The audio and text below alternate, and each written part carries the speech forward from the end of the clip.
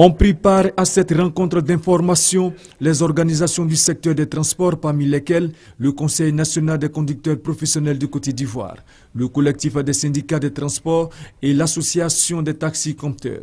Il s'est agi pour le directeur général de la police nationale, Bredoumbia, d'expliquer à ces acteurs du transport le contenu de 2 décrets pris par le président de la République, Alassane Ouattara. L'un portant interdiction de fumer dans les lieux publics et les transports en commun, et l'autre portant interdiction de la traite et des pires formes de travail des enfants.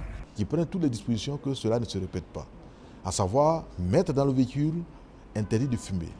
Ensuite, le chauffeur a la responsabilité qu'il attire l'attention de ceux qui fument pour dire attention, si vous fumez, vous disposez vos camarades qui ne fument pas. Si vous prenez un enfant d'un pays voisin pour venir en Côte d'Ivoire pour faire ça, vous tombez sous le coup de la loi. Et c'est pour ça que nous demandons aux transporteurs d'être vigilants. Parce que c'est bien écrit que c'est le chauffeur qui est le premier responsable. Si on vous arrête, vous êtes tenu de payer les frais de rapatriement de l'enfant. Le directeur général de la police nationale, Bredoumbia, a souligné également que des sanctions sont prévues à tout contrevenant à la loi. Il est puni d'une amende de 15 000 à 100 000 francs à tout contrevenant à l'interdiction de fumer. Ça, c'est la personne qui fume. Il y a une contravention qui est prévue, 15 000 à 100 000.